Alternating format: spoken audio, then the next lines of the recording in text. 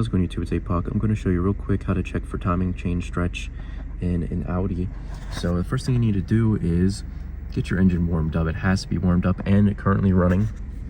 I'm going to back out of this. You open up your VCDS, and once you're in here, you're going to go to select Control Module, choose Engine, Advanced Measuring Values.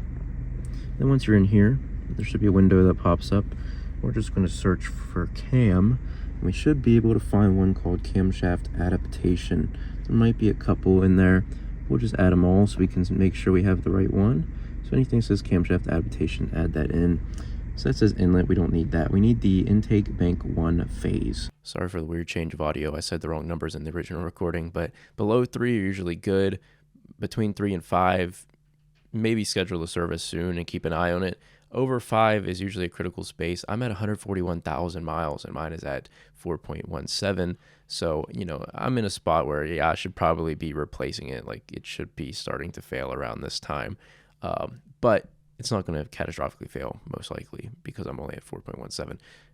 But I personally would consider changing it at 4 or higher, because if this thing fails, it could destroy your whole engine. So waiting till 5 is not really the best idea.